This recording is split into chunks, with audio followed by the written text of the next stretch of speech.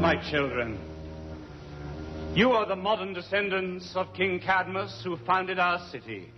Why do you come here with these laurel branches, ritually dressed and all the signs of desperate people begging for help? In the city I hear prayers for the sick and the sound of weeping. The air is heavy with incense and tears. What more do you want? I can't rely on second-hand reports. I've come to find out for myself. I am Oedipus the King. Everyone knows my name.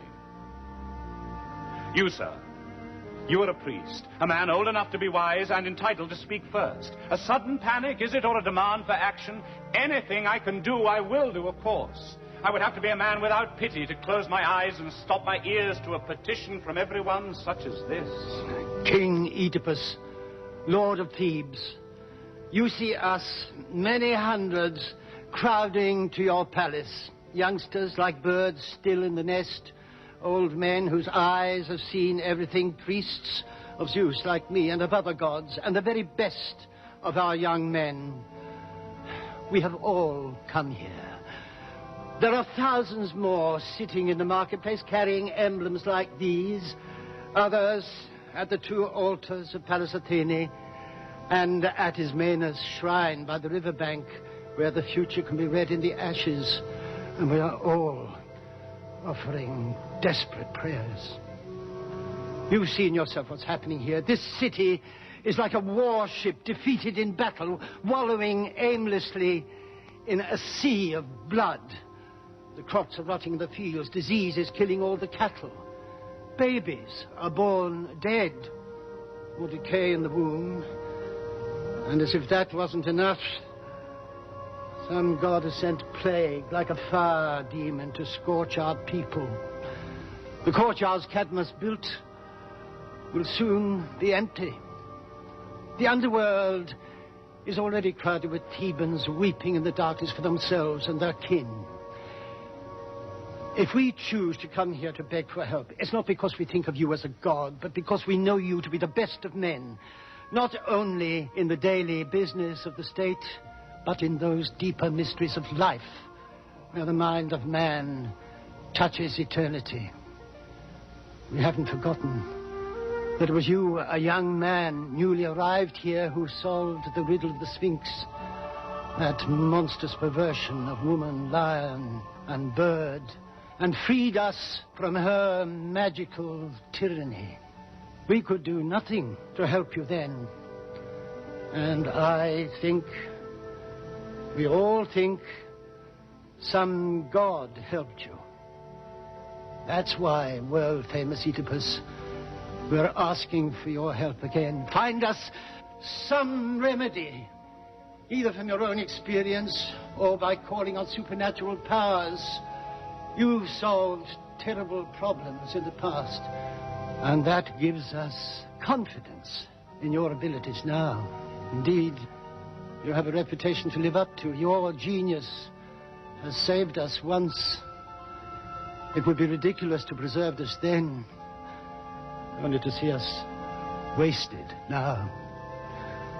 Save us again as you did before. Sail under that same lucky star and guide us, as a real prince should, into the harbor of good fortune and peace. An unmanned ship needs no captain. A city that is empty because its people are dead has no further use for a king. My children, believe me when I say I know everything you're suffering. Why you've come here and what you ask of me. I suffer as much, perhaps more than you do. You carry your personal burdens of sorrow.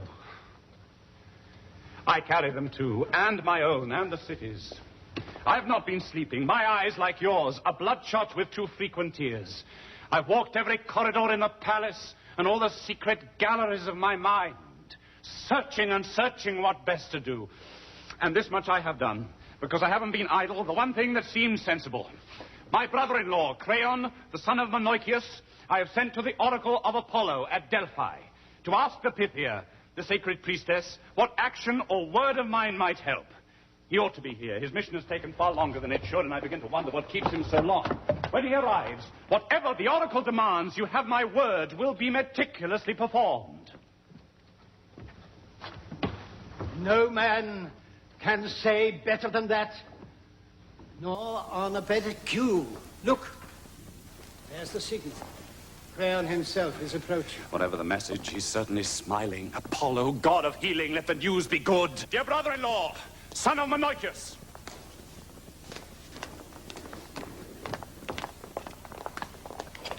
What is the god's message? What does the oracle say? It's good news. Or perhaps I should say it will be good news if all turns out well, though perhaps painful to begin with. And what does that mean? At such an answer, I don't know if I should laugh or cry. Do you want me to say it all here in public, or shall we go in? In public, of course. While these people suffer, I suffer too. Their life concerns me more than my own. The answer is straightforward and the command simple. There is something unclean in our city. Born here, living here. It pollutes everything. We harbor it. We must drive it out. Well, how can it be purified? The pollution of this unclean thing. What is it? By banishment or by blood for blood. It was bloodshed, the oracle said, that whipped up this storm that's destroying us. Whose blood was shed? What sort of man? There was a king here, sir, before you came. His name was Laius. I know the name. I never saw the man. The man was killed. And the oracle's meaning is clear enough. The murderers of Laius must be found and the unknown killers brought to justice. But where are they? The trail's gone cold. It's an old story now. Where should we begin? Here. The god said here. Search and you won't be disappointed. No evidence is ever found if you don't look for it. Where did it happen, this unexplained murder? Was it here in the palace, or in the country, or while he was traveling abroad? He left the city to make a pilgrimage, and he never returned except in a coffin. And who was with him? Didn't anyone see it? There must be evidence, some scrap, some rumor. One of the servants escaped. He ran so fast he could only remember one thing. What thing? Tell me. The smallest clue might lead to others. He said that robbers, not one man, a whole band of them, met them on the road, and they murdered the king. Robbers? Would they dare attack a king? Perhaps they were bought. Theban money and political ambition, the motive. Oh, we thought that too at first, but the crisis blew up almost at once. We had other problems. Laius was dead. No one pursued him. What crisis could be greater than a murdered king? So there never was a full investigation? The voice of the Sphinx seemed to mesmerize us. She drained all our energies with her riddling. It was a question of survival. No time for unsolved mysteries, even regicide. Then I shall begin it. There's time enough now. We'll shine a fresh light into every corner of the whole dark and musty business. I am determined to do everything I can to help our city and to show the gods justice. It's in my interests, too, to avenge this crime. Justice for Laius and my own safety go hand in hand. So go to your homes. Dear people, my children, pick up your sad sprays of laurel, call the Theban counselors here, and tell them that I shall do everything a man can do. With a god's help, we shall find out the truth and save our city. We must, or be destroyed.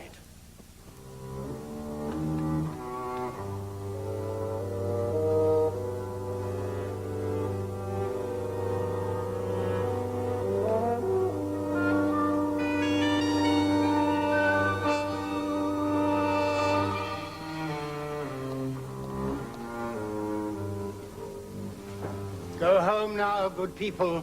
The king has promised everything we came to ask for.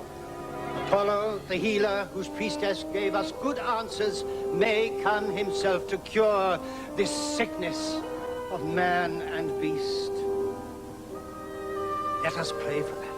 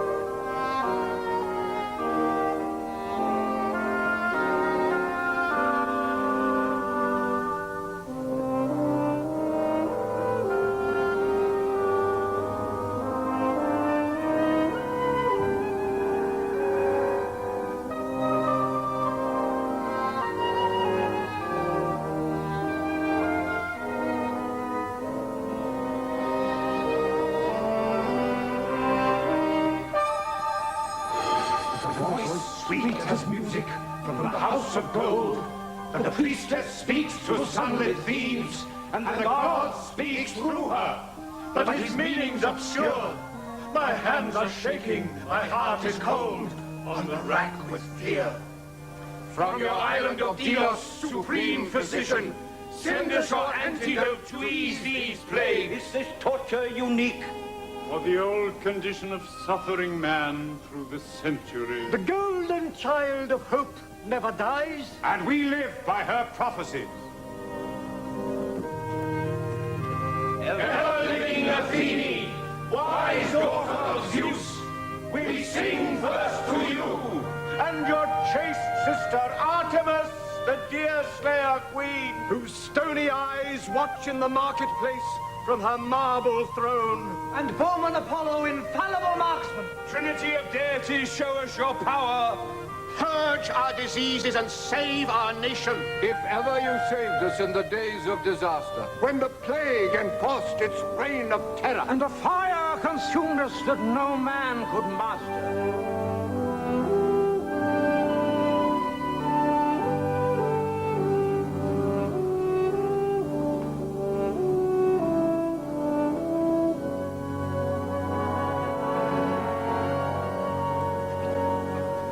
Our agonies are beyond telling. A whole city slowly dies from an enemy no man can fight. Slime and fungus on orchard and meadow. Death in the womb. And birth in the shadow of death. And in the mother's sight. men die without number, like birds flying. Like fire consuming despairing, crying. as they pass to the shadows of night.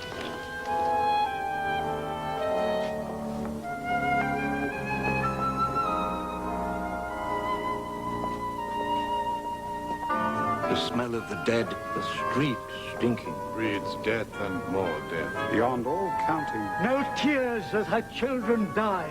From the girl wife and the grey-haired mother. Tearing their nails at the crowded altar, accusing the implacable Scar. Hear Apollo, Athene all-knowing! Can you not hear the whole city screaming? Will you not answer our cry?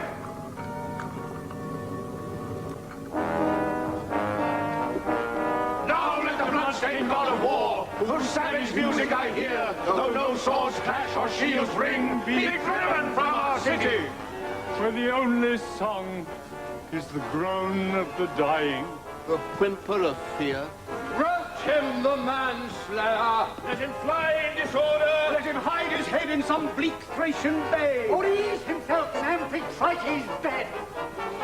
Now, whoever survives the night dies at first light.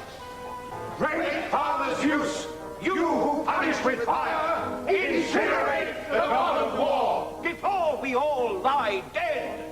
Stand by us now, wolfish god king! Hold forth your golden bowstring, and let fire your shaft that never misses!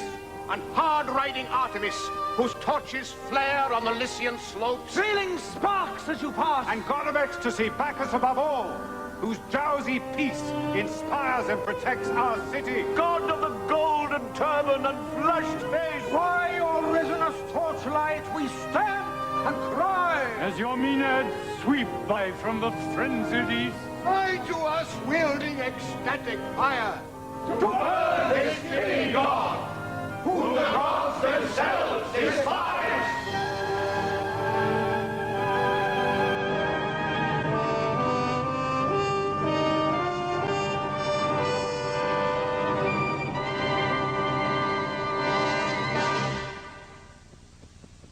You have prayed to the gods. Now listen to me. If you act as I tell you to act, follow my instructions in every detail, those prayers will soon be answered. I speak as an outsider. I know nothing of this story, the murder, or the murderer. So without your help, and hardly a clue to go on alone, what trail can I follow? When the crime was committed, I wasn't even a citizen of Thebes. So first, I'll make a public proclamation. If any man here knows the killer's name, he must speak out now in public to me.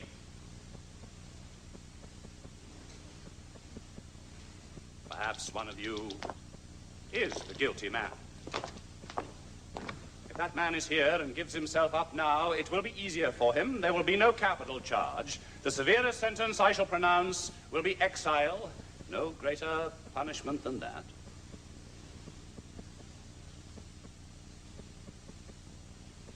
Or maybe one of you has inside knowledge that some foreigner was the killer.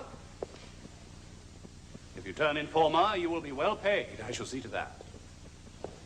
But my gratitude will be the truest, most satisfying reward.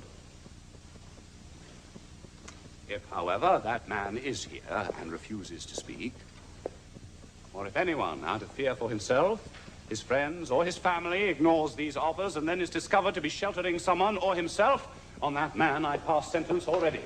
It doesn't matter who he is. I, Oedipus, forbid any man to speak with or give shelter to that man in this city or in the country under my rule.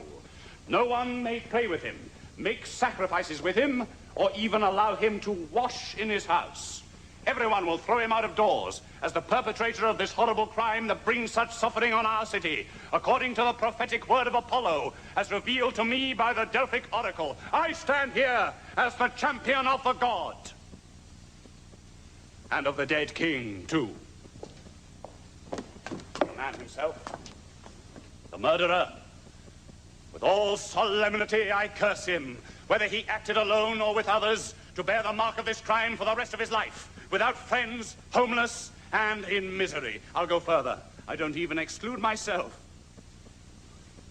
If knowingly I should shelter this criminal in any house or hearth, or any place of mine, let the curse I have uttered fall on me too as fiercely as on anyone. That is my sentence.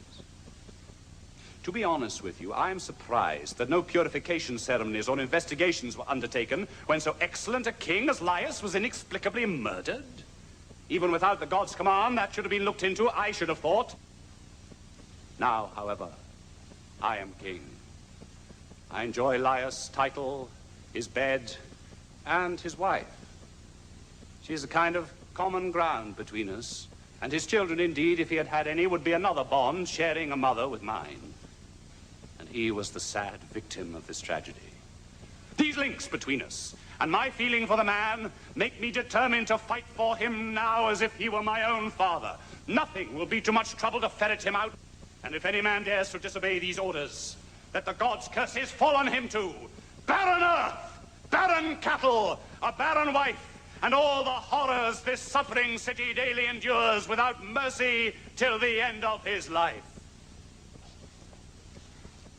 That curse will frighten any man, great king of Thebes, and it terrifies me. I am not the killer, let me say that at once. And I can't point him out or tell you his name. The god Apollo asked this question. He, if anyone, should tell us the answer. I don't doubt that, but if you can tell me how a man persuades a god to speak when the god doesn't want to, I shall thank you for it. One other thing might be worth saying. Second best, admittedly. Second best, third best, say what you think. Any man's opinion is worth hearing at a time like this. The prophet and astrologer, Tiresias, has studied the mysteries of men and gods. He has knowledge and experience and insight. He, more than anyone, could help us now. Which is why I've sent for him already. Nothing, my friends, has been overlooked. Crayon suggested it. I've sent for him twice and expected him here some time ago. There were rumors, of course.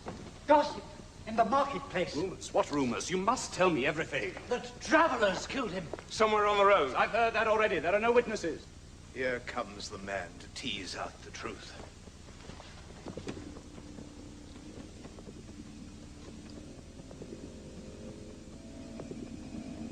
The blind man. The shaman, Tiresias. He sees into the heart of things. And has solved more mysteries than any man living.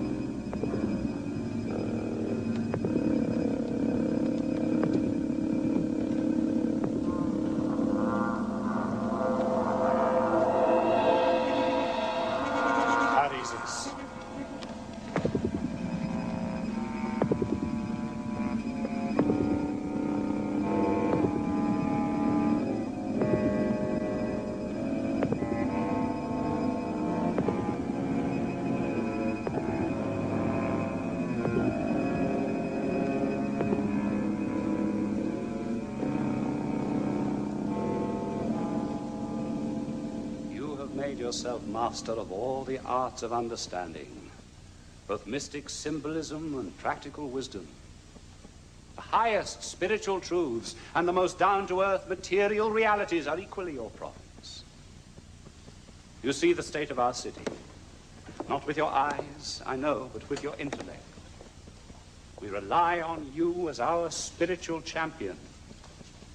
We sent to the oracle, you'll have heard that already, and the answer we were given: find out the killers of the old king, execute them or banish them, and only then will your city be clean. So, Maestro, we need your talents now. We know that in the formations of birds in flight and many other omens, you can read the future. For your own sake, for the sake of the city, and for me, help us to end this pestilence. A dead man walks in our streets, blinds us with his shadow. We're in your hands. The gifted man puts his gifts to best use in the service of his fellow men. Mine is a terrifying gift. What use is wisdom when it only leads to suffering? I knew this before I came and foolishly forgot it. I should have stayed at home. Do you refuse to answer my question? This is Thebes, your country. You were born here. I've heard your proclamation. It's misconceived. So it's best for me to keep silent. Dear gods. You mean that you know and won't say? Look. Look around at us, the whole city. We're all imploring you to speak. That is because you are all blind to what I can see. I can't tell you. The truth is painful. My secret and yours. You do know it, don't you? And you're holding back. Are you prepared to watch the whole country die? I'm saving you from agony and myself. Don't ask me again. Don't waste your time. I shall tell you nothing. Nothing? of a monster are you? A stone statue would be moved to fury, much less a man. Do you mean this? Are you determined to say nothing? You lose your temper. Make me your scapegoat. When it's your own anger you should blame. Do you hear him? What this man is saying? This is an insult to the state. Every decent citizen will be outraged. I can't change the future, only describe it. What will happen, whatever I say. It's your duty to say what you know. If it must come, you must tell me. Lose your temper. Shout stamp if that pleases you. I shall say nothing more. Yes, I shall be angry. And more than angry, I understand this much. I understand that you were implicated, maybe even planned this murder, did everything but act it, and would have done that too, in my opinion, if you'd had eyes to see a victim. Would I indeed? You compel me to speak. The curse you proclaimed is now upon your head. From today, never to speak to me or anyone. You are the man. The unclean thing, the dirt that breeds disease. Do you dare to accuse me? You slander me in public and think your fortune-telling gives you some kind of immunity. I don't need it. The truth is its own protector. Someone's behind this. Who told you to say that? There's more to this than fortune-telling. You did. You made me say it against my will. Say it again, so there will be no doubt. Didn't you hear? Or do you want me to elaborate? I heard, but I didn't believe my ears. Say it again, aloud, to everybody. You are the murderer of the murdered king. Twice, to my face, you will regret this, old man. Indulge your anger if it pleases you. I could say more to make you angrier still. Why not? More and more lunacy. Let's have it all. I know, but you do not. That the woman you love is not the woman you love. That the relationship is disgusting, taboo, and in your ignorance will destroy you. Do you expect to say such things and not be punished? The truth protects me, if I tell it honestly. The truth? What's the truth for you? You're blind all over. Ears, mind, as well as eyes. I pity you. People will scream the same insults at you before long. Everyone will despise you. You live in darkness permanently. You see nothing of the real world. My eyes are open. You can't hurt me. How could I, an old man? It's not my business. Apollo will do it. It's in his hands. Crayon. Of course. He went to the Oracle. This plot is his doing, not yours. Creon isn't your enemy. You are. Political rank, wealth and power, and men's ambitions clawing at each other till life becomes a battleground and envy everyone's motive. Creon is and has been my friend. I trusted him completely. This crown was given to me freely by the people. I didn't ask for it. And this man, my friend, is secretly plotting to overthrow me with a spiritual quack, a charlatan, a paranormal stuntman whose eyes are stone blind when it comes to prophecy, but where money's concerned, very sharp then, wide open then. Astrology, fortune-telling, forecasting the future. Where was all that when we needed it? There was a monster here. Do you remember? I'm sure you do. With the face of a woman and the body of a dog who terrorized our city. Where were you then? What was your advice to save this country? She set a riddle which no ordinary man could solve. Someone special was required. What else are prophets for? But you hadn't a clue, had you? Not a word, not the slightest suggestion. And then I came along, a young man, quite ignorant, knowing nothing, with only the wit my mother gave me. But I stopped her mouth. I did it. Oedipus, I guessed her riddle without any gobbledygook about birds. And I, Oedipus, I am the man you hope to depose, you and Creon, so that he will be king and you his good. Oh, well, you will regret it. You will both regret this attempt to turn me into a scapegoat. If you weren't an old man, punishment would teach you the difference between prophecy and sedition. The king? To speak in anger, both of you have done helps none of us, as far as I can judge, when our city is dying. We must consider the god's command and how to obey it. You may be king, but I am a free man, and I have the right to answer. I serve Apollo the god, not you nor Creon. You sneer at my blindness. You have eyes but cannot see your own corruption. Nor who she is you love the most, not even whose son you are. In your ignorance you have committed terrible crimes against those closest to you, the living and the dead. A double curse like a two-edged sword. Father and mother will drive you from this city into exile forever. And what a cripple you'll be then. Those bright eyes, that perfect vision you were so proud of, will become dark like mine. Then unaccountable miseries, sufferings you cannot guess at, will become familiar both to you and to your children as you pile your agonies upon their heads. Accuse Crayon of every crime, slander him, despise what I say. Every man in the world will despise you. And no man has committed crimes like yours. I don't have to listen to you. You think I was born a fool? Your parents wouldn't think so. Why this continual harping upon my parents? Who fathered me? You will father your own destruction. Conceive the truth of your birth and death. Speak plainly, don't talk in riddles. Why not? You have a genius for solving them. Yes. I'm famous for it. And your sneers and insults won't make me any the less incisive. That fame is your misfortune. I saved the state with my genius.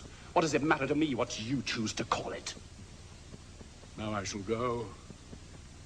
Give me your hand, boy. Take me home. Yes, take him, and good riddance. We can do without you. Rave in your own house and spare mine. I'll go. I've said what I came to say, and I've said it to your face. Why should I be frightened? You no longer have the power to hurt me. But I will say one thing more. The man you're looking for, the man you cursed and threatened, the murderer of liars, is here!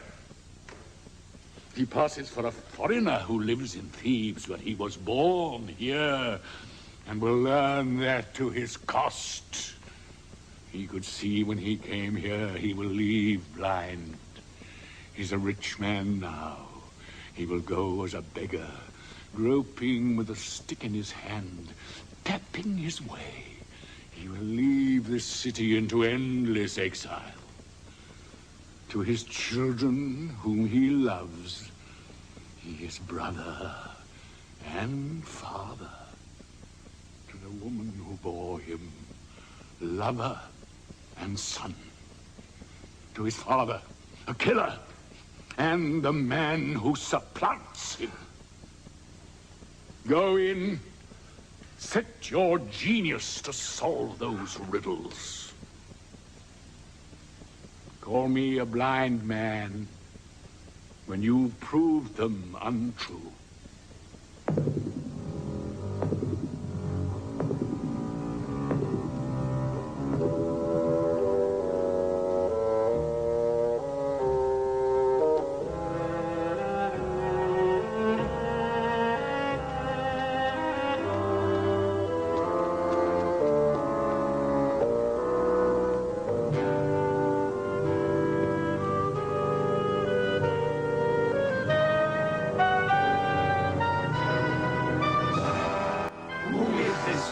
Whose terrible crime, the unearthly voice of Apollo's vessel, enthrones from the rock of Delphi. Far let that man fly, for his hands trail blood from a sin the oracle blushes to whisper.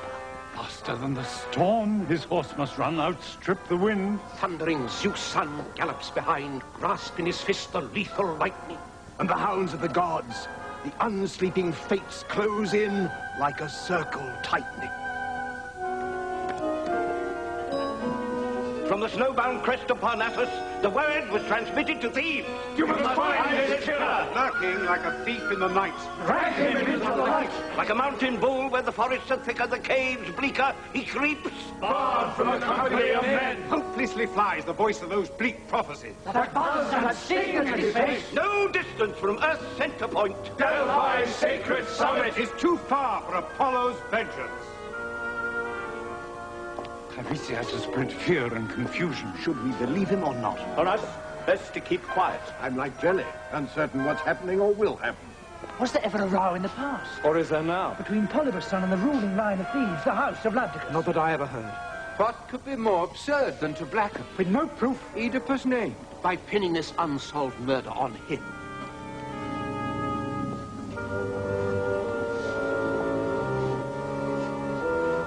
The secrets of man, all the mysteries of his nature, are known to Zeus and Apollo. No one can claim a monopoly of wisdom. One teacher is as good as another, perhaps no better than any of us. some may see deeper, and some may not. Because wisdom is a jointure unequally shared among men. But what was done must be known beyond doubt. Oedipus saved our state. He publicly outwitted the Sphinx. Like gold, he was tested and found true. We must see his guilt proved.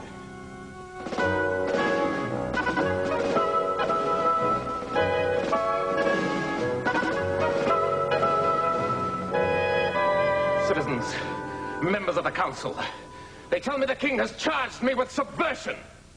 I am innocent of any such charge. The city is on its knees. Does he imagine at a time like this I would injure him by any word or action?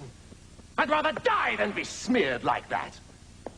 It is a smear to be accused of treason before you and my friends and my countrymen. He lost his temper and made wild accusations. I think he spoke without thought. Did he say that the old prophet lied under my instructions? Who gave him that idea? He did say it. But why he said it, or whether he meant it, is a matter of opinion. Is he right in the head? Did he speak rationally and look you in the eye, or has he gone mad? I've got more common sense than to make judgments like that on a king's actions. Here he comes from the palace. He'll speak for himself. You're here. What have you come for? I hardly imagined you'd be thick-skinned enough to come knocking at my doors again when you're planning to murder me and take my power. You need plenty of friends and financial backing to capture a throne. Revolutions are made with men and the money to pay them or buy them. Can I speak in my own defense?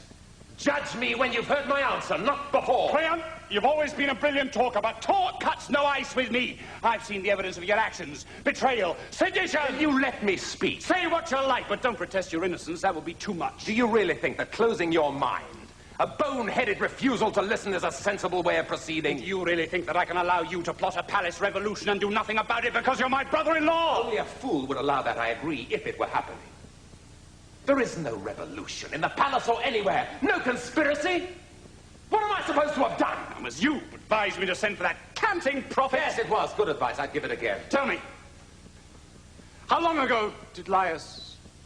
Did Laius what? I don't follow you.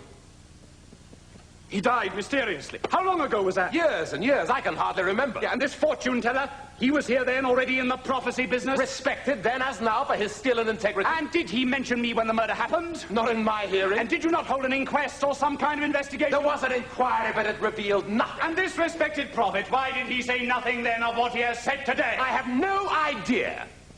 I never say anything unless I'm in full possession of the facts. But one thing you do know, and you'd be wise to tell me... What can I say? Everything I know, I'll tell you. I'll keep nothing back. You know this much. Without your prompting, the fortune teller would never have dared to accuse me of the murder of Laius.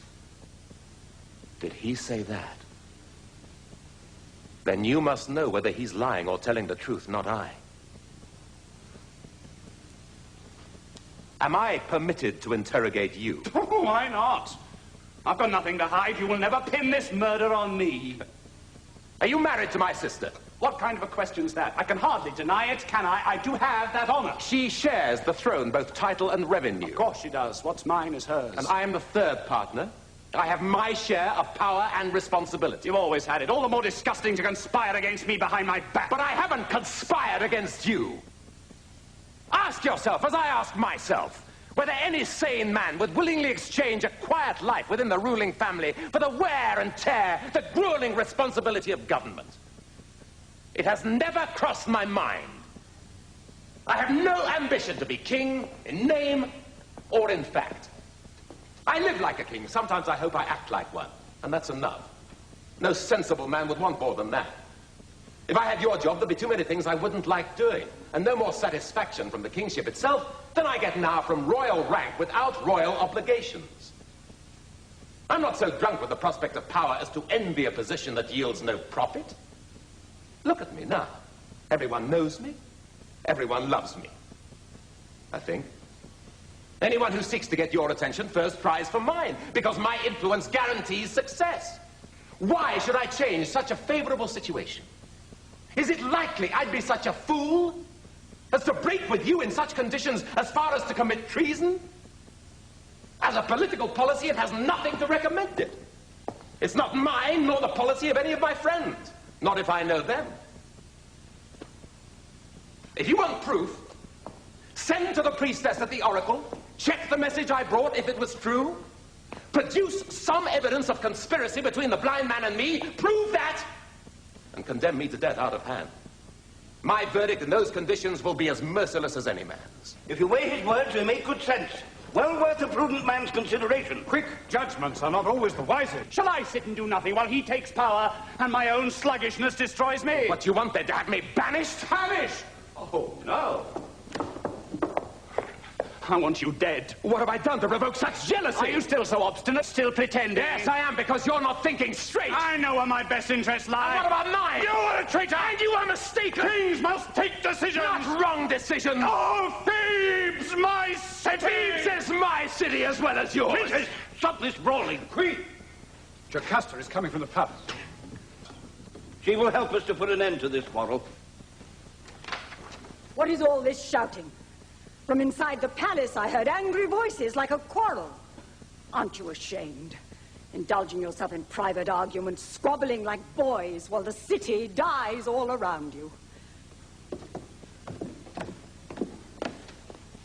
Go inside, my husband. And you too. Crayon, go back to your own house before you turn a private row into a public spectacle. Sister, we are blood relations. But your husband has condemned me unheard to the choice of death or exile. Certainly I have, and that, dear wife, is the least I can do. May all the gods curse me forever if I was even remotely guilty. Oedipus, you must believe him. An oath like that can't be taken lightly. Believe him, for my sake and for the sake of these reliable counselors. They heard it all. Great king, be prepared to change your mind. Are you asking me to break my word? No man ever questioned his integrity. He confirms it by oath. Show some leniency. Do you know what you're asking? Certainly we do. Say it openly then. Let everyone know. He's your long-trusted friend. Above suspicion. Don't condemn him by hearsay, and in spite of his oath. Don't you understand your own implications? Spare him, and you demand my banishment or death. By the life-giving sun, that necessary power by whose warmth we live, such a terrible thought never crossed my mind. I had far rather be an outcast, godless, friendless, despised and distraught, than in face such a destiny. Our city is in anguish. What greater blow could fall on us in our misery than anger and hatred between you two? Then let him go. Even if my death, exile, or disgrace is the price of his mercy, your voice buys his pardon, not his. Wherever he hides his face, then my back-breaking hatred be his burden. Your apology's as graceless as your anger's insane. An unforgiving nature breeds misery in its own heart, not that of its enemy. Leave me alone! I want you gone! Yes, I'll go. They respect my integrity. I am misjudged by you alone.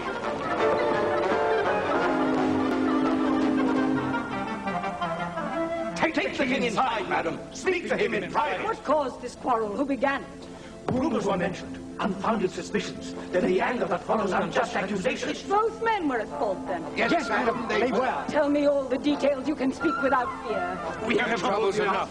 Best to keep silent in all our interests. Let sleeping dogs lie. Your intentions are honorable, but your advice is pregnant with disaster. All the guilt falls on me. Great king, believe me when I say again what I have said before. we would be stark mad to counsel an action so insane as to cast you out without proof. We need your help and guidance. We all remember how, like a pilot in that desperate storm, half-wrecked you navigated us to harbor. You are our captain in rough weather or calm. Please tell me, what harm can Crayon have done to provoke such fury so suddenly I am worthy your trust? These old men mean well, but you matter to me far more. It's Crayon. I'm sickened with disgust at the scope of his conspiracy. What conspiracy, and why do you accuse my brother? He says I'm responsible for Laius' murder. Has he any evidence, or is it hearsay? He says nothing himself. That corrupt fortune teller speaks for him with his bird talk and prophecy. And is that all? Set your mind at rest. No one can forecast the future. I know what I'm talking about from personal experience. I have proof. When Laius was alive, an oracle told him, not the god himself, but through his mouthpiece, that he would be killed by his own son, our own child, and it didn't happen. Laius was killed by persons unknown, foreign robbers, according to the story, at the place where 3 roads meet. As for the child, it was abandoned on a deserted mountain before it was 3 days old by a servant. Kings never commit such acts themselves. To make doubly sure, its ankles were pierced and strapped together with leather thongs. So that prediction didn't come true, in spite of Apollo. The prophecy of parricide wasn't fulfilled. Laius was murdered, but not as he feared, by his own son. The oracle had been unambiguous, its meaning quite plain. So why take notice of these fortune tellers and astrologers? The gods always get their own way, without anyone's help, when they're ready. Something you said. Jocasta, I remember my brain's a turmoil. Feelings, memories. Why do you look at me so strangely? What's the matter? You said, didn't you, that Laius was butchered at a place where 3 roads meet? Place in focus near the junction where the road to Thebes forks to Daulia and Delphi. And how long ago did all this happen? You hadn't arrived. The news became public a short while before you became king. Oh, Zeus. What will you do to me?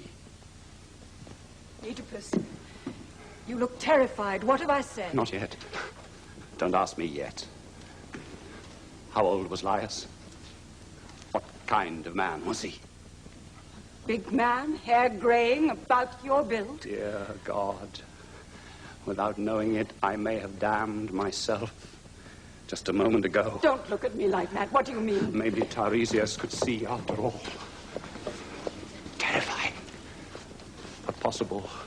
Tell me one more thing. Why are you frightening me? I'll tell you everything. Who was with the king? A few attendants?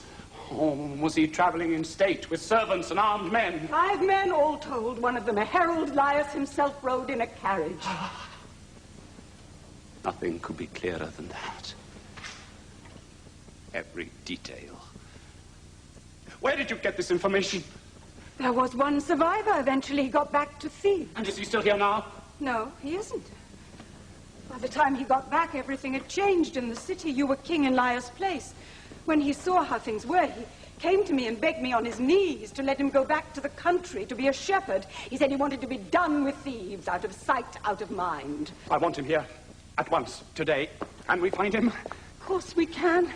But why are you so anxious? Oh, my dear wife, I'm frightened of what I've done, what I'm doing. I've already said far too much. I must see the shepherd, ask him some questions. You will see him, we'll send for him, but why are you so worried? You must tell me. I do have a right to know. Oh, yes. Yes. You have a right to know.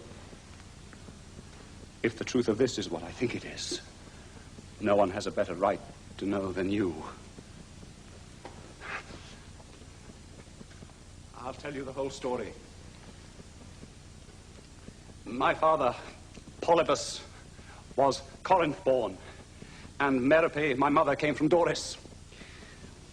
I was an up-and-coming fellow, very much the man to watch, until one day an odd thing happened, an astonishing thing which caused more trouble, perhaps, than it merited, but which I took seriously. At a banquet one day, a man who had drunk too much jeered at me and said I was not my father's son. I was very hurt, angry and insulted, but I kept it to myself for the rest of that day. The next morning, I went to my parents, both father and mother together, and asked them question after question, almost compelling them to tell me the truth. They were very angry that anyone should dare say such a thing and put my mind at rest as best they could. But a thing like that gets under your skin. I couldn't forget it. And the story got around a good deal, as these things do. So, without telling my parents, I went to the oracle at Delphi. I got no answer to the question I asked. A catalogue of horrors and miseries instead. That I would marry my own mother and father children on her, conceived incestuously, and become a public outcast for it, notorious throughout the world. As if this weren't enough, I would kill my own father. What could I do? I ran as fast and as far from Corinth as any man could, always checking my distance from that forbidden city by the position of the stars, so that those dreadful prophecies could not possibly come true. The route I took brought me into that part of the country where, according to you, Laius was murdered. Now listen, Jocasta, this is the truth in every detail. I reached a place where 3 roads meet. I was confronted by a herald, ahead of a carriage drawn by horses and carrying a passenger, just as you described, gray-haired, my build. The man in front shouted at me to clear the road, and the old man, too, rudely ordered me to get out of his way. The driver barged into me, so I hit him hard. I was furious by now, uncontrollable, but the old man in the carriage was watching for his chance. He waited till I passed him, and then he struck me full on the head with his 2-pronged stick, the kind you use for goading your horses to make them gallop. I paid him back with interest and double quick. I whacked him savagely with my staff and knocked him out of the carriage. He fell flat in the road. The others attacked me, of course, and I killed them, every one. Now, if that old man was remotely connected with Laius, if the king's blood ran in his veins, is there any man on earth more miserable than I am?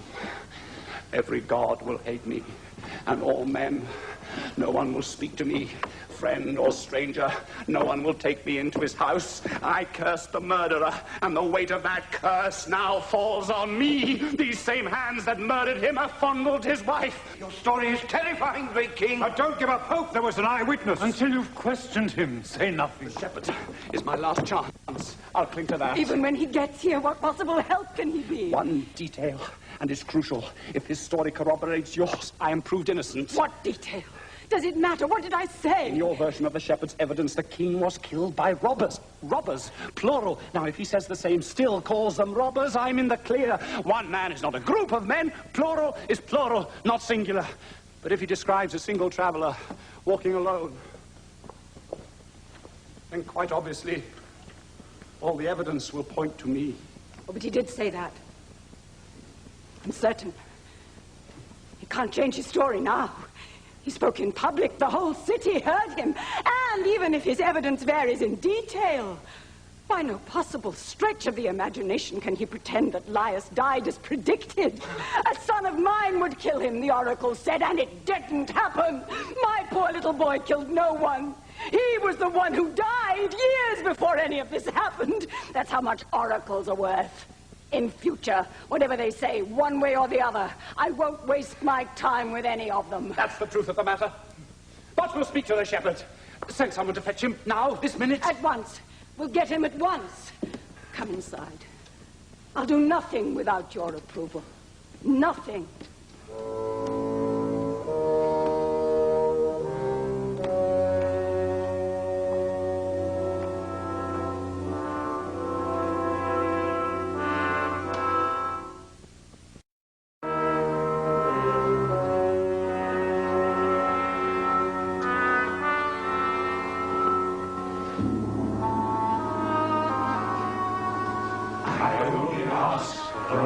Life and justice and belief in the moral law as the gods decree it from the ancient summit of Olympus, the sacred mountain.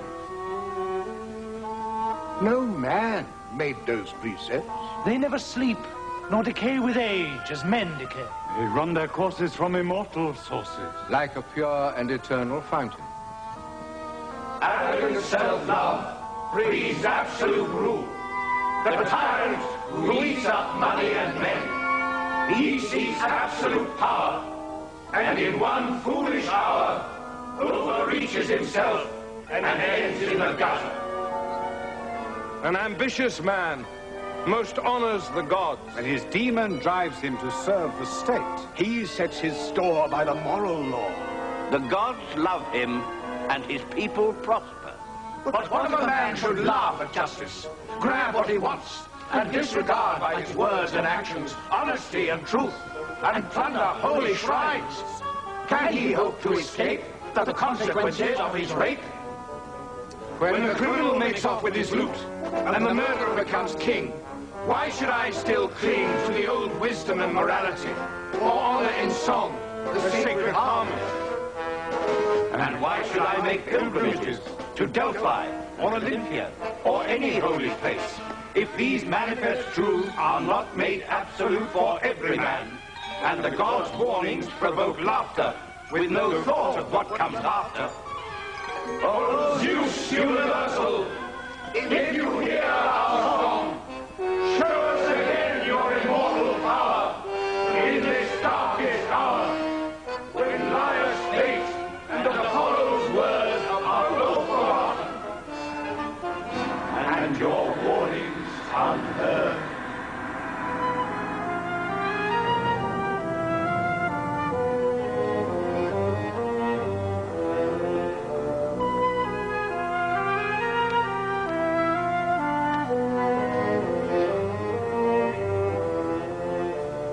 Decided senators of Thebes to visit the holiest temples of the city, to make sacrifices there with incense and flowers to the all-powerful gods.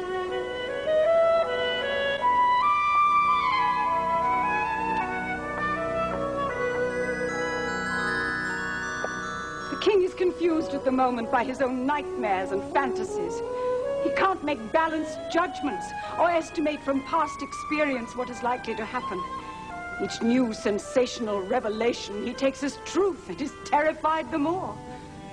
I've tried to comfort him, but I've failed. So it seemed sensible to offer prayers. And first to Apollo, whose altar stands nearest.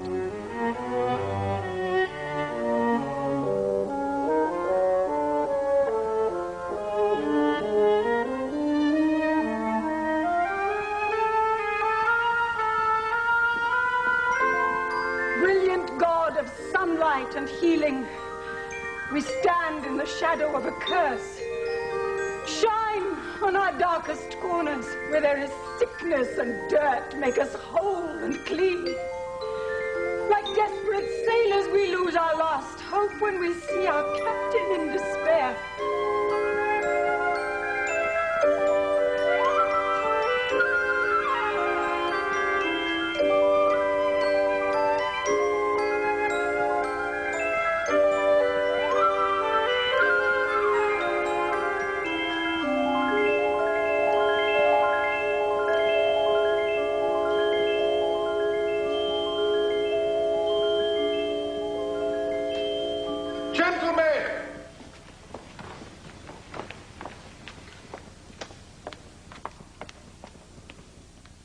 Show me the way to the palace of King Oedipus. Or better still, to the man himself, if you know where he is. Well, this is the palace, and the king is inside it. This lady is his wife and mother of his children. God bless her then and all her family, bearing children to such a great man. God bless you too, sir, and thank you for such a courteous greeting. Have you traveled here for your own purpose, or to bring us news? News, dear lady, good news too. For your husband and for his whole family. What news is it? Who sent you? I come from Corinth. And my message is bound to please you. Though it's painful, too, and will make you sad to begin with. One message causing two such opposite reactions, tell me. The Corinthians will make Oedipus king of the whole isthmus. Everybody says so. But Polybus rules in Corinth and has done for years. Isn't he still king? Polybus is dead, my lady, and buried. Polybus is dead. father of Oedipus dead? Unless I'm a liar, in which case strike me dead on the spot. You, girl, quickly, run to the king. Tell him the news. Oh, oracles, dreamers of dreams, fortune tellers, where are your predictions now? The one man Oedipus has kept clear of for all these years for fear he should murder him, and that man is dead at long last. Dead, and Oedipus had nothing to do with it. Castor, my dearest, you called me out from the palace again. What's going on? This man has news for you. Listen, and then tell me what you think of oracles with their mystification and mumbo-jumbo. Who is he? What does he have to say? He comes from Corinth. Your father, he's dead. Polybus, do you understand me? He's dead. What? Tell me yourself. Get it quite clear. I can't put it any plainer. He's dead, all right. He's gone the way we all go. Well, then. What? No, Jocasta! That priestess at Delphi with her oracle, a whole sky full of screaming birds prophesying ruin. I was the man who would kill my father, and my sword has never left its scabbard. That was my prophecy, didn't I say so right from the beginning? You said it, but I was confused and frightened. Forget it now, it's over. My mother, while she's alive, I can't be safe. There's still that to fear. Fear? Why fear? We live our lives at the mercy of chance, the purest coincidence. No one can predict the future, so what's the point of fearing it? Live, enjoy life, take each day as it comes. As for marrying your mother, you're not the first man to have dreamed that dream. Every man is his mother's lover in imagination or in daydreams. It's commonplace. If a man dwells on his most private fantasies, his life won't be worth living, believe me. Yeah, that's all very well. Your celebrations of the woman who brought me into the world happened to be dead too, but she isn't. Not yet. She's alive, and while she lives somewhere inside me, I'm still afraid. Don't mind me asking, sir. Who is this lady who scares you so much? The Queen, Merope, the dead king's wife. What's she done? There's nothing to scare you about her, surely. My friend, there was an oracle once from Delphi. Dreadful prophecy. Too dreadful to tell a stranger? Or can anyone hear it? Oh, it's no secret. Apollo's mouthpiece, the Pythia herself, told me I was doomed to marry my own mother and kill my father bloodily with my own hands. It's for this reason that I left Corinth and have stayed away so long. I've prospered, as you see, abroad, but nothing can compensate for the loss of my parents' love. The pleasure denied me of seeing them face to face. And this is the fear that's kept you in exile? No other reason? Well, it was enough. I was determined not to kill my father. Well, I came to do you one good turn, and now I can do you another. What do you mean, old man? Well, for God's sake, tell me everything you know. This fear of yours that stops you coming home. The fear that the god's prediction should come true. Is it all that about your parents and the crime you're doomed to commit? Of course it is. And from the very first moment, that fear has never left me. Pointless, sir, quite without basis. Nothing to be scared of at all. Why? I don't understand you. If I'm their son... Who says you're their son? Polybus wasn't your father. No relation at all. What are you saying? Polybus wasn't my father. No more your father than I am. Just the same relationship, in fact. The same relationship? My father and you? How is that possible? It's possible because that man was not your father, and neither am I. And why did he call me his son? I gave you to him as a present. Gave me to him? But he loved me like a son. No father could have done more. He had no children and wanted a child. What was I then? A foundling? Or a slave, child, bought somewhere? Not a bit of it. You were found on the mountain in a hollow under some trees up there on Gythyra. And what were you doing up there? Looking after the sheep. That was my job. And what were you? A journeyman shepherd taking whatever work came? That's right. And a good thing for you that I was, eh? Son, because I saved your life. No question about that. What, was I in danger then? Or in pain? In pain. Look at your ankles. They're still swollen up more than normal. What's that to do with it? An old weakness I've had since a child. I know you have. Your ankles were drilled through and tied together. I cut you free. That must be true. You can still see the scars. I had them as a boy. How else did you get your name? Oedipus, swollen foot. Well, that's what it means, isn't it? Dear gods. Who would do such a thing to a child? My father or my mother? Don't ask me that. Ask the other chap, the one who gave you to me. Gave me? You didn't find me yourself? I did not. There was another shepherd. He gave you to me and asked me to look after you. And who was he? Could you identify him? He was always thought of as one of Laius' men. Laius? The Laius who was king here before? King Laius, that's the one. This chap worked for him. And is he still alive? Where can I see him? Ask your own people. They should know. This shepherd and the shepherd you've already sent for must be identical. But ask the Queen. She's sure to know. Jocasta, you know the shepherd, the one we've sent for. Is it the same man? What man? What does it matter? One shepherd or another? None of it matters. Forget it, the whole thing. Don't pursue it. Get it? Of course I can't forget it. What nonsense. My birth's a mystery, but with all these clues, I intend to solve it. Listen to me. In heaven's name, listen. If you want to stay alive, this search must end. It's making me ill. I'm sick with it already. Isn't that enough? There's no need for such glue. Suppose it proved that I was born a slave, from generations of slaves. Would that sicken you or affect your standing? Listen, I'm begging you, don't go on. I must go on. I must know the truth. I know what I'm talking about. I'm telling you this for your own good. And when did I ever put my own good, as you call it, above the service of the state? My God. You're doomed. You can't escape. I have one wish, and one wish only, that you never discover who you really are. Hurry, one of you. Fetch that shepherd here. My wife is too proud of her blue blood. She's scared she may have married a slave. It's finished. No chance now. You're doomed.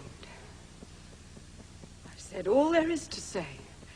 And my last word to you. Forever.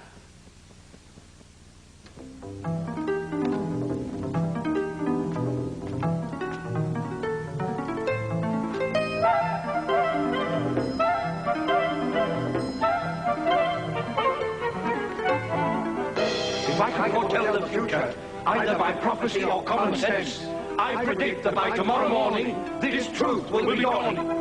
That mysterious Kitharum, that magical mountain, was father and mother and nurse to Oedipus our king. And our voices will sing praises for his outlandish birth, a child of the earth, and glory to Apollo and thanksgiving. Or perhaps some sky-born Olympian brought him to birth, an immortal mother. Maybe Pan, who goes roving the slopes at evening, seduced a wild goddess of woodland or screen. Or Apollo, who relishes high pasture, bred a son from a spirit. Or Hermes, in his summit of Cyrene, did the deed. Or was Dionysus' passionate seed sown on Helicon? Where a nymph lay dreaming. Elder statesman of Thebes, I think I can see the man we're waiting for. I'm making a guess. I never set eyes on him, but my men are bringing him, and he looks the same age as this man from Corinth.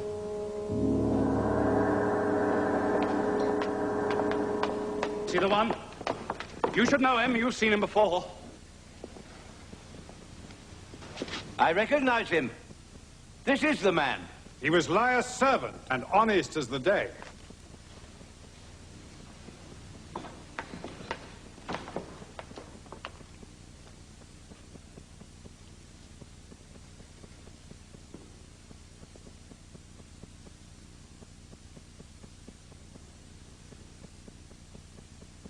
Now, friend from Corinth, you speak first.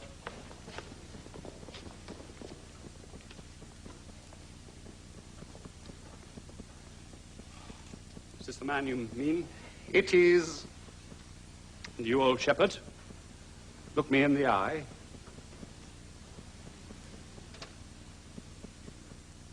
and answer my questions. Did you work for old King Laius? Yes, sir, I did. I was born and bred in his service, not bought in the market. And what was your job here? How were you employed? For most of my life, I've been a shepherd, sir. And this fellow here? Have you ever seen him before? What man do you mean, sir? How would I know him? This man, standing here. Did you have any dealings with him ever that you remember? I can't say. Not just this minute. I can't remember. Of course, he's forgotten, but I'll soon remind him. The days when us two were neighbors up there on Kithaeron, he won't forget that, will you? He had 2 flocks and I had 1. 3 seasons altogether we were up there, the 2 of us, and on the mountain from spring right through to the autumn. Then I drove my lot down to Corinth, and he took his lot down to Thebes to Laius' place. Now, is that true or isn't it? Well, true enough, it's a long time ago. In that case, you won't have forgotten that boy.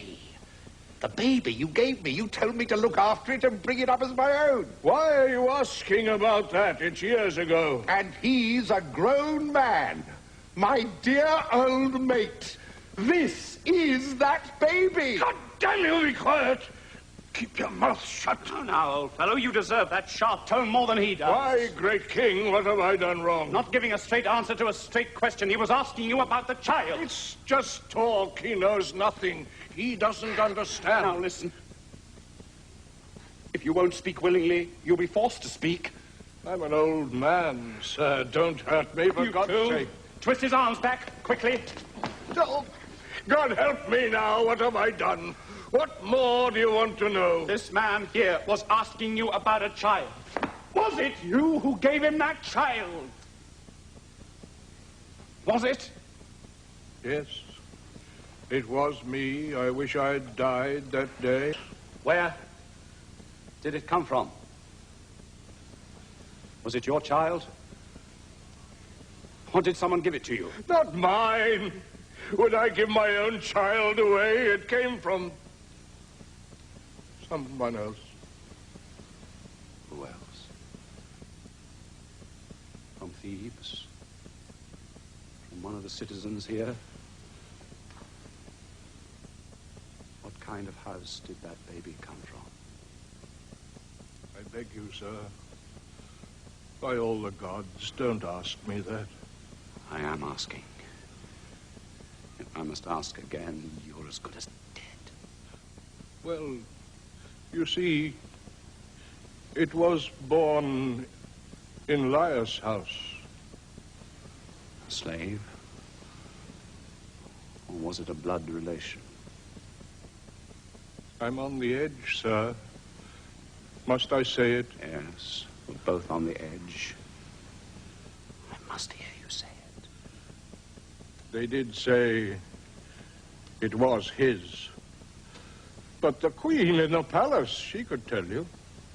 Do you mean she gave it to you? Yes, sir, she did. Why? For what purpose? To kill it, sir. Her own child. Poor woman. Yes, sir, there was some prophecy. She was scared stiff. What prophecy? There was talk that the boy would kill his father. And why, in the name of all the gods, did you give it to this man? I couldn't kill it, master. I couldn't do it. A little boy, 3 days old. I thought he'll take it miles away to his own country. It'll be all right. So he took it and saved its life, and now it's all turned out like this. If you are that man, sir, the boy my friend took to Corinth, you were marked out for suffering from the day you were born.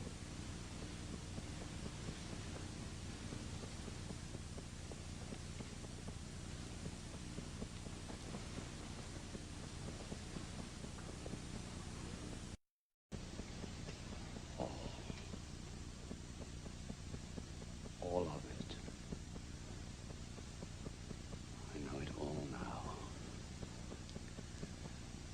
nothing left to find. It all came true. Every single word. Let the night come. Daylight has no mercy. It shows too much, too clearly. Yes. My parenthood, a crime. My marriage, a crime. And that murder committed on my own father. I see it all now.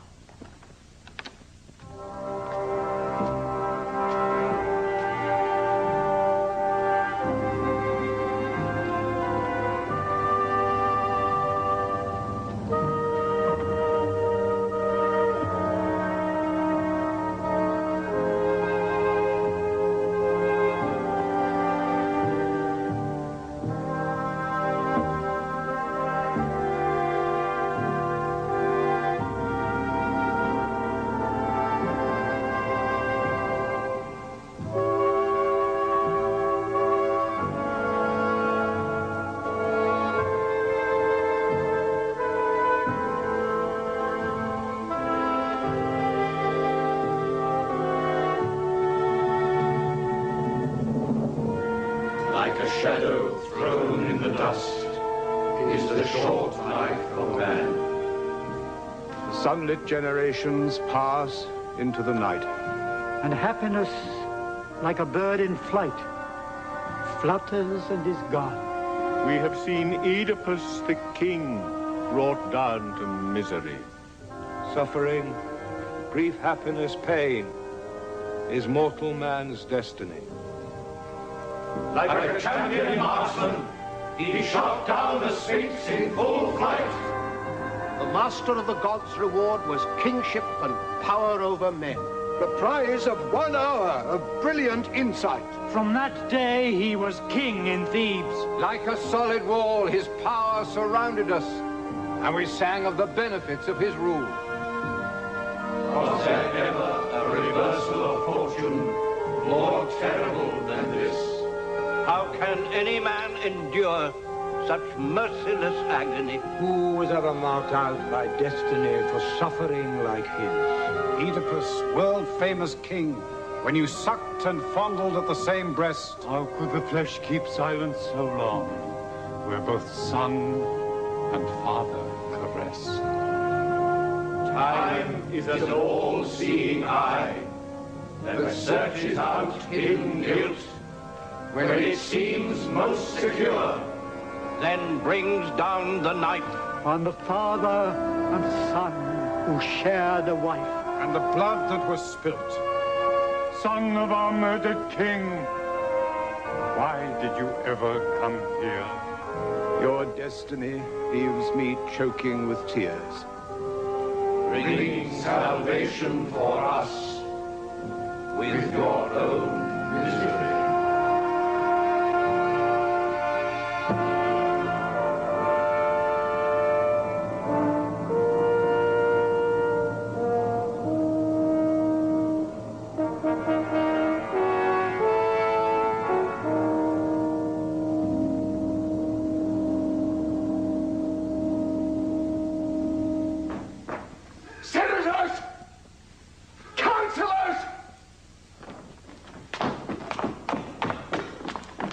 Wise men of the city, if you have any feeling at all for the royal family of Thebes, those descendants of Labdacus, you can't hold back your tears. Not when you hear what I have to tell you and see yourself the terrible scene in the palace. Haven't we seen and suffered enough? What more is there to say?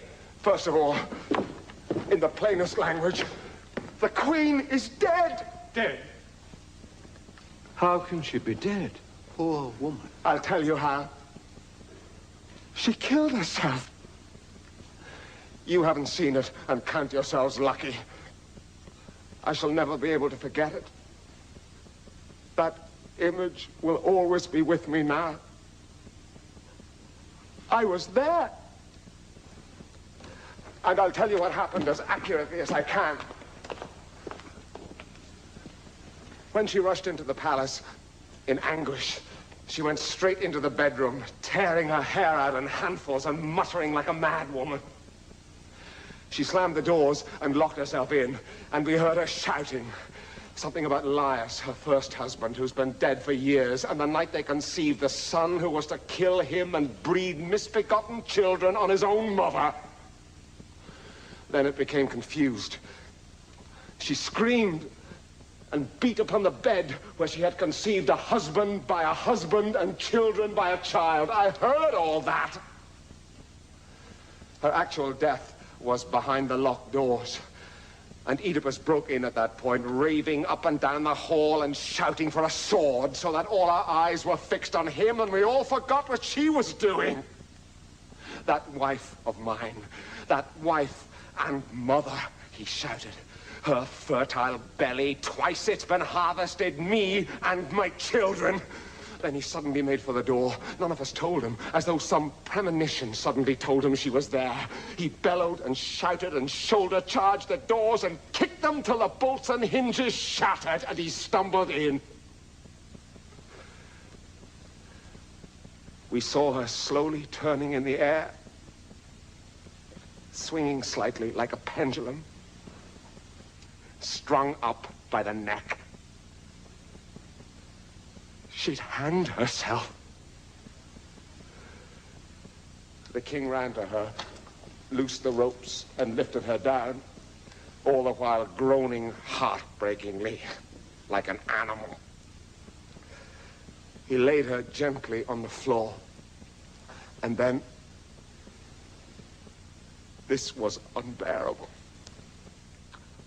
The worst of all. There were 2 golden brooches pinned on her dress.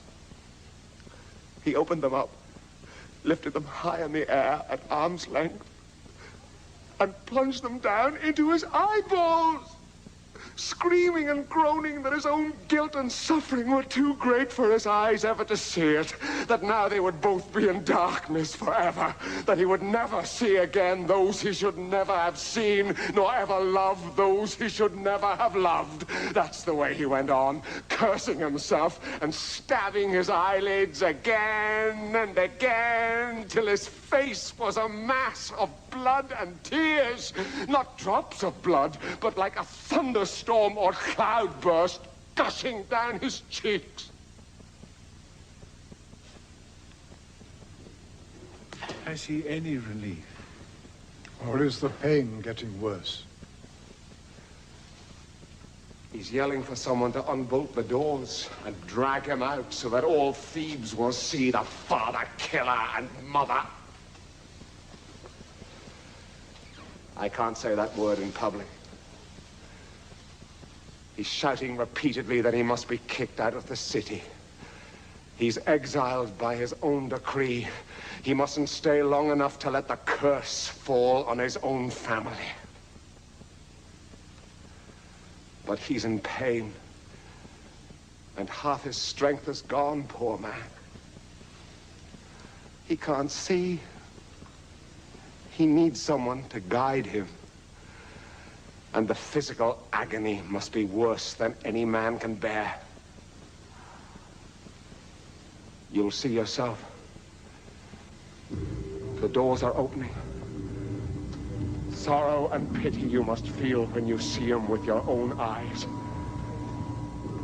His worst enemy couldn't wish him this.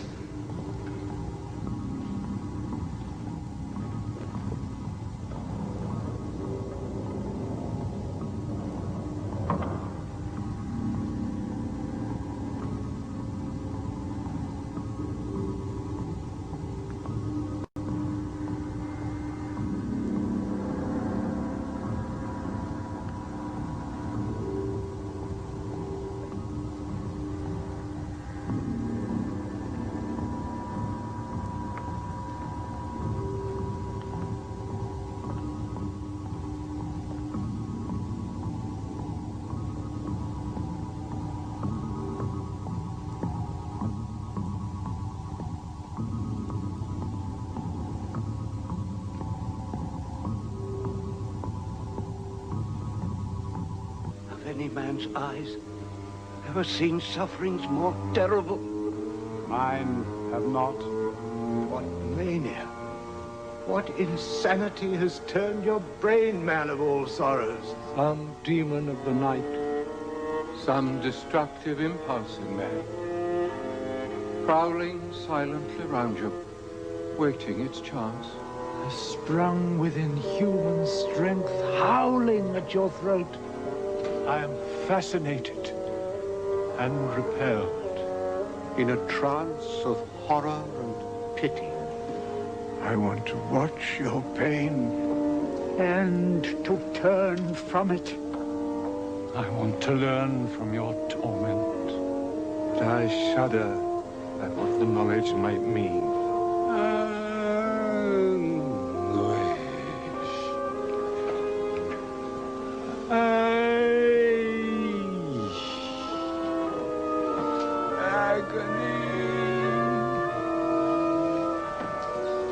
Pity someone.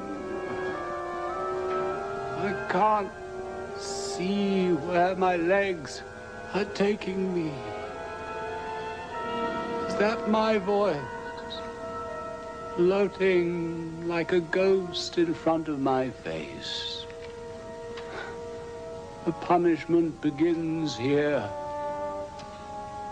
Where will the end be? A place unspeakable to men's ears. Horrors too dreadful for human eyes to see. Dark now. All dark.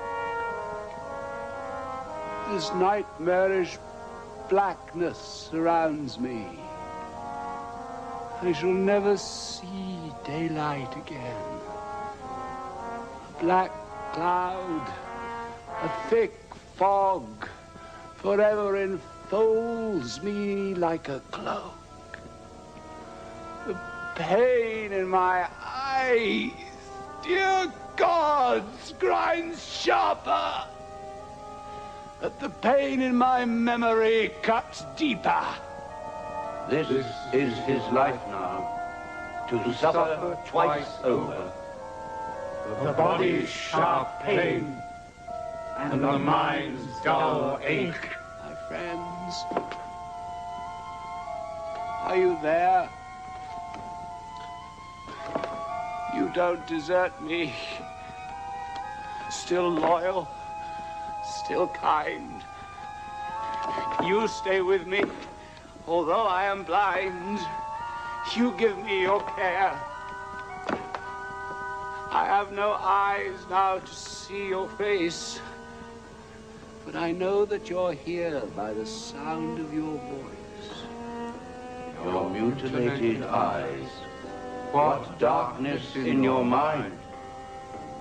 What demon could bring you to such despair? Apollo, my friends! Apollo the god! His power determined my agony, but these eyes were blinded by my own hands. Why have eyes to see my own degradation and misery? This is the truth, simple and hard. And the earth's loveliness, or all its beauty, comfort eyes like mine. What music could I hear to soothe such pain? What could I ever see or hope to see to bring relief or cure? Waste no more time. Take me from the city. No one has ever been more damned. No pity for the man all men curse and the gods abhor. The pain in the flesh is doubled in the mind. Ignorance made you happy.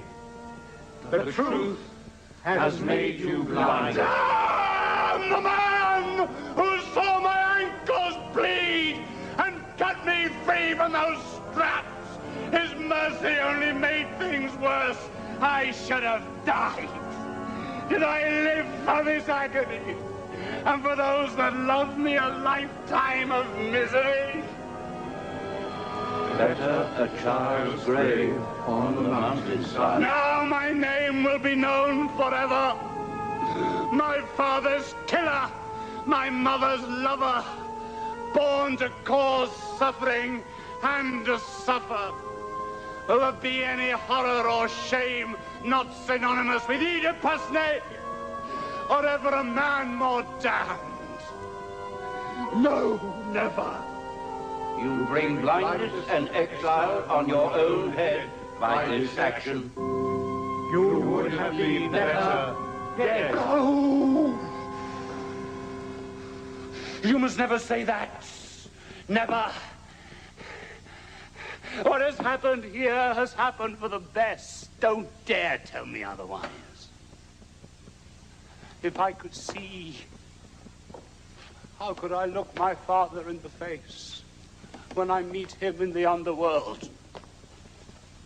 Oh, my mother, no death could be punishment enough for the horror of what I have done to her. Oh, my children whom I love, what pleasure for me to see their faces again, conceived as they were conceived. My eyes are a father's eyes. What would they see?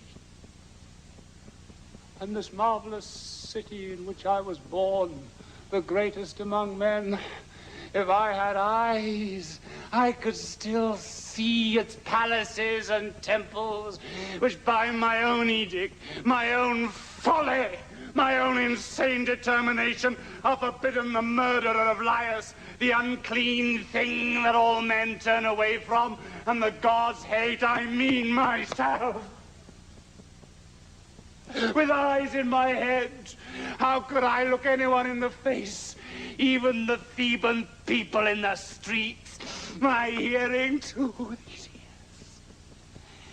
ears. If I'd known a way to block up these receivers, or cut them off from every sound the world makes, I'd have done that too, without regrets, to make a prison cell of my own mind, in solitary confinement from the world. No sight or sound of all these horrors could touch me there. That would be peace. The wastelands of Kithyron, like a nurse, cradled me, kept me alive for this. Trees, gullies, naked rocks, you should have let me die. You preserved me to parade before the world the well-kept secret of who my father was, and who my mother, and Corinth, my childhood home, and Polybus and Merope, whom I loved and thought my parents. How could you imagine what a corrupt man your open-faced boy would become in his age? If ever a rosebud was soggy and rotten within, if ever an apple was filthy with maggots, let these images describe me in my youth, born damned, among the damned, and that triple junction under the trees. That overgrown place where three roads meet. Do the trees still remember? And the shaded pathways, what happened there? Whose blood was spilt? My father's, my own. On the way to Thebes I was that day. And what acts I did when I got there on the dead man's wife. Entering so joyfully the same passage that gave me exit into the world. Sowing my seed in the warm earth when I was germinating. A marriage for a monster. Father, brother, son, bride, wife, mother, children, sisters, all confused, horribly mingled in a liaison too filthy to give a name to, too corrupt to be remembered with anything but loathing. No more then. Nothing. What should never have been done should never be spoken of. Take me away, quickly, for God's sake.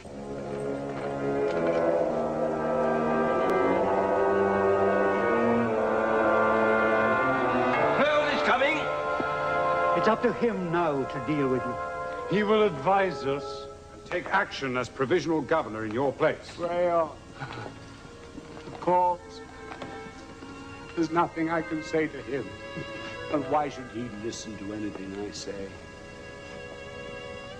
I treated him unjustly. I haven't come to crow, Oedipus, now you are down, nor to accuse you of crimes or misjudgments committed in the past. But you, people, if you have no respect for the common decencies, the sympathy due to any man's suffering, revere the sun at least, whose warmth and brightness sustains us. The open street at the end of the day is no place for a thing unclean, cursed, and sentenced to be cast out. Not even in the open air, on the common earth, or under the rain from heaven, will he find welcome or shelter. Take him in. His sufferings are no business of the public, it's private. A question of family, grief, and prayer. A matter for his relations, not the whole city. This is a kindness, Creon. More than I expected in my degradation. For your sake, not mine, let me ask one favor. What favor? You need not go on your knees. Get rid of me quickly. Deport me to some empty wasteland where the human voice is never heard. I could have done that already, of course. But it seemed safer as a matter of priority to consult the Oracle. But the Oracle has spoken unambiguously. Kill the father killer. Drive out the unclean thing. I am the man. That's true. That's what was said. But in circumstances as extraordinary as these, it seemed safer to consult the god again. For what? I am the cause of all this pain, and the punishment is known. What is there to ask? Haven't you of all men learned to trust the gods? Yes, I've learned that. One favor more I must ask or beg. The woman who lies dead in the palace, let her be buried decently with whatever formalities you think appropriate. She's your sister, your flesh and blood, and you owe her that. In my case, Thebes is my country, my homeland, though I never knew it until today, and my presence alive within her walls would be a curse on her. Let me leave and go up into my own mountains of Kythira.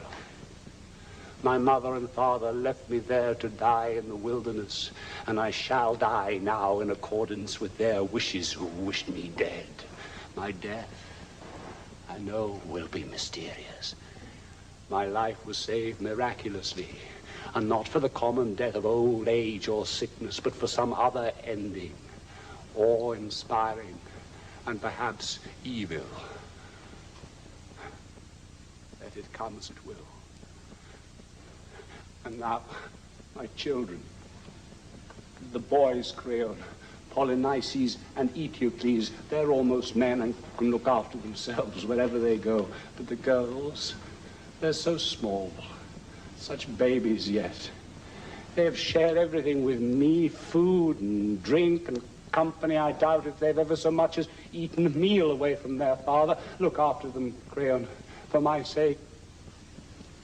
And if I could, just once more, touch them and share my tears with theirs, just once more. Kindness and generosity could do no more. Grasping their hands and remembering, I could imagine I had eyes to see them once more before I go.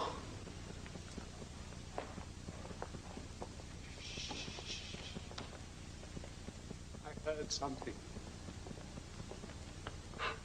Are they here already? Are they crying? You have taken pity, Creon, and brought them to me unasked. The dearest of my children. Am I right? I know how much you love them, and love them still in spite of everything. God bless you, Creon. May you have better luck both as a king and as a man than I've had. Children, where are you? Come here to me.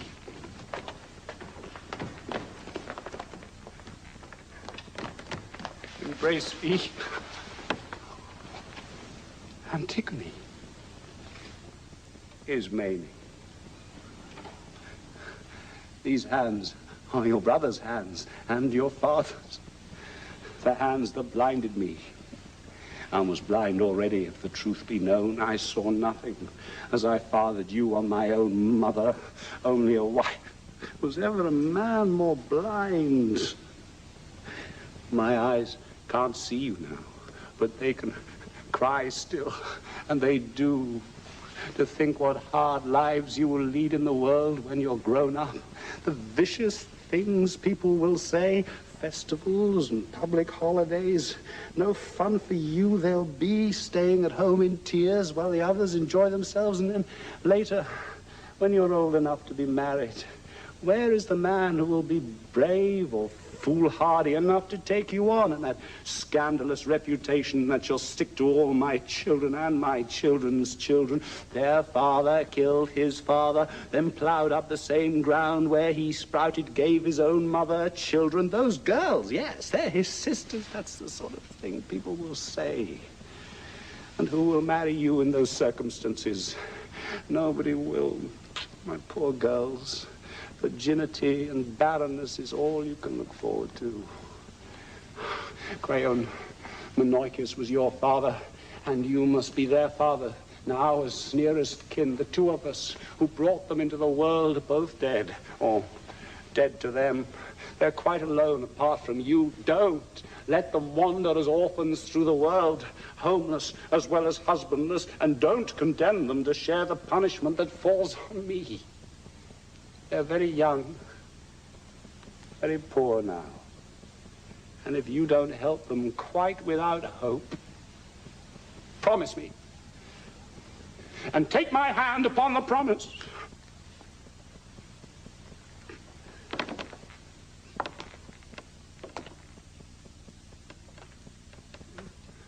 Good brother. Good. If you were older, my girls, and could understand such things, I could tell you so much. But we'll leave that now. When you say your prayers, ask for peace, a place to call home, and a better life than your father. That's enough. No more tears in public. You must go inside. No. Not yet. Just a moment longer.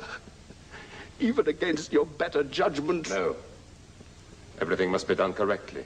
The proper thing at the proper time. On one condition. That I have your promise. My promise? To send me into exile. That is the gods' decision, not mine. I shall follow their instructions. Don't force me in there when the gods hate me. If they hate you, they will cast you out. But do you agree? Will you do what I ask? No. I shall do what I say I will do. Well.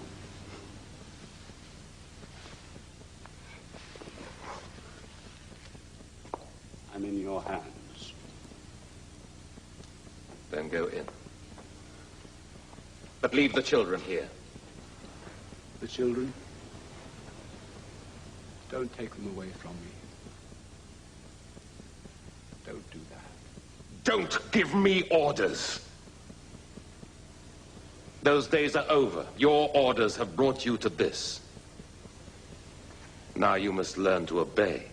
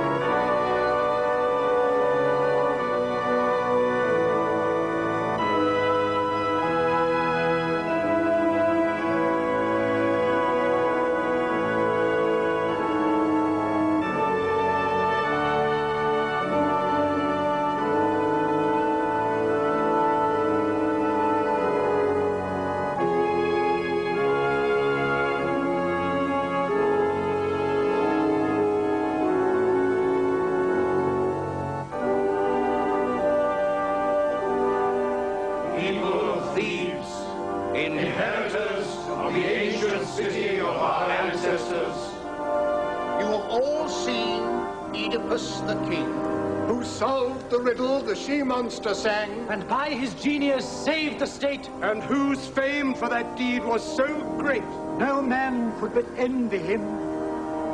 Overwhelmed by a tidal wave of disasters that will sweep him to his grave.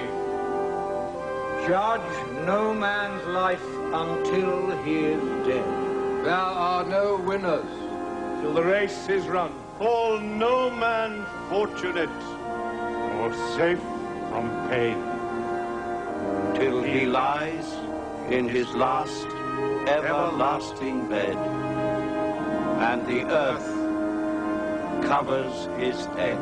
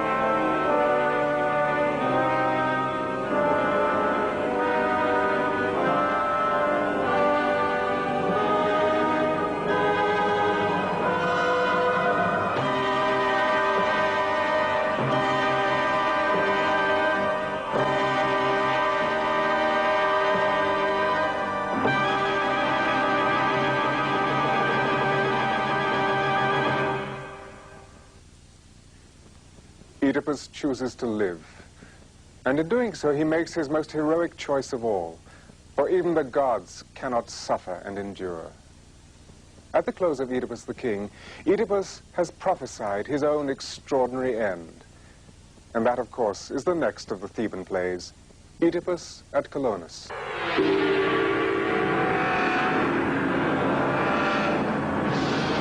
Yes, everybody in the world praises Athens. And now you must live up to that reputation. What's happening? Antigone? Creon is coming with a squad of soldiers. He's heading this way. Good counselors, you have been generous to me. Help me to finish my journey in peace. Don't be afraid. We may be old, but our country is young and full of energy.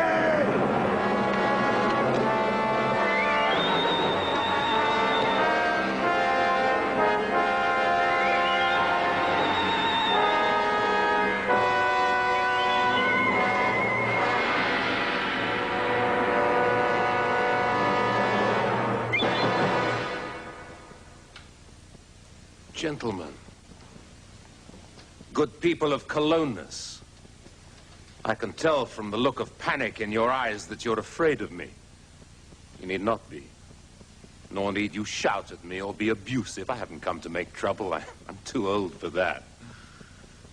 And this is Athens, a city without equal for power and reputation in Greece, as I know very well. In fact, it was probably because of my age that I was chosen to talk to your guest, to persuade him back to Thebes. Until next time, I'm Michael York.